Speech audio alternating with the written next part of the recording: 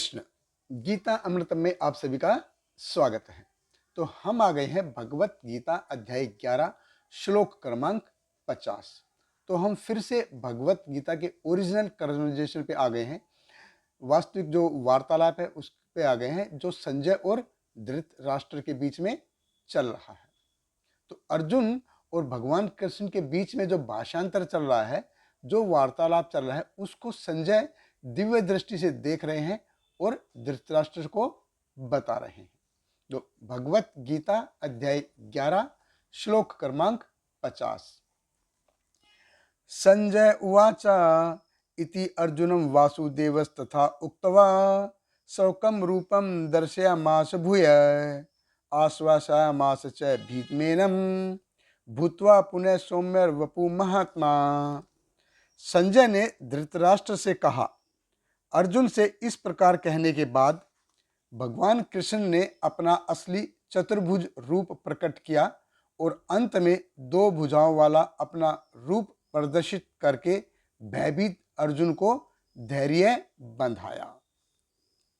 तो संजय कहते हैं इति उक्त्वा, कि भगवान के ये कहने के बाद तो क्या कहा था भगवान ने? भगवान ने कहा था कि ओ माय डियर अर्जुन, अभी आप डरो मत, नॉर्मल हो जाओ, शांत हो जाओ, मैं तुमको अपना ओरिजिनल फॉर्म, अपना वास्तविक रूप दिखाता हूं। तो शौकम रूपम यानी कि वास्तविक रूप। तो ये जो शब्द है ये बहुत ही महत्वपूर्ण है, बहुत ही सार्थक है। ये भगवान का जो विश्व रूप है, जो विराट रूप है, ये भगवान का ओरिजिनल रूप नहीं है, भगवान का वास्तविक रूप नहीं है। क्योंकि भगवान के जो वास्तविक रूप हैं वो कभी बनते नहीं, कभी बिगड़ते नहीं। हालांकि ये रूप जो दिव्य है, लेकिन ये क्या है कि भौतिक प्रकृति के साथ ही आता है, और जो भौतिक प्रकृति का जो लय होता है तो ये रूप भी बिगड़ जाता है। तो सो ये भगवान का विराट रूप दिव्य है, लेकिन ये टेम्परेरी है। लेकिन ये सवकम रूप, ये ओरिजिनल रूप है, इसका कोई शुरुआत नहीं है, कोई अंत नहीं। भगवान कृष्ण कहते हैं भूतवा पुनः सौम्य वपु, कि अर्जुन तुम फिर से सौम्य हो जाओ, फिर से शांत हो जाओ। तुम ये मेरा जो विश्व रूप देख के जो डर गए थे, अभी मैं तुमको अपना चतुर्भुज और द्विभुज रूप दिखाता हूं, ये देख के तुम नॉर्मल हो जाओ। तो भगवान का जो चतुर्भुज रूप है, यह द्विभुज रूप है, ये ही रूप ऐसा है जो जीव को सौम्य बना सकता है। बाकी के जितने भी रूप हैं वो क्या करेंगे? भीतम एनम, वो हमको सिर्फ डराएंगे ही डराएंगे। क्योंकि भगवान की शक्ति देख के जीव डरेगा ही डरेगा। जब कंस के कारागार में भगवान का जन्म हुआ तो उनके क्या थे? चार हाथ थे, हाथ में शंख चक्र गदा पद्म, सिर पे सुंदर मुकुट है, घुंघराले बाल हैं, सुंदर दांत हैं और सुंदर बात भी कर रहे हैं। अभी कौन सा नवजात शिशु ऐसा करता है?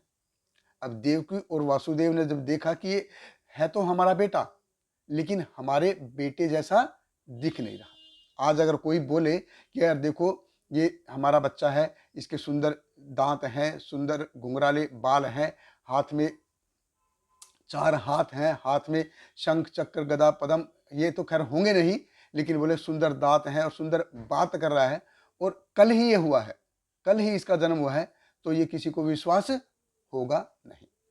तो ये ऐसा विश्वास होगा नहीं, तो कोई मानेगा नहीं। तो देवकी और जो वासुदेव हैं उनको भगवान के इस रूप को देख के भगवान के प्रति जो है वात्सल्य आ नहीं रहा मन में, वो नॉर्मल ऐसा फील कर नहीं रहे, क्योंकि वो अपने आप को नॉर्मल फील नहीं कर रहे थे। इसलिए जब भगवान का जो ये दो हाथ वाला रूप है, ये सबसे सुंदर रूप है जो हम भगवान का रूप ऐसे मान सकते हैं कि भगवान का रूप कैसा होना चाहिए? दो हाथ वाला होना चाहिए। तो चतुर्भुज रूप भगवान का, और भगवान का जो द्विभुज रूप है, यही रूप है जो जीव के मन में प्रेम उत्पन्न कर सकता है। बाकी के सारे रूप इसको डराएंगे।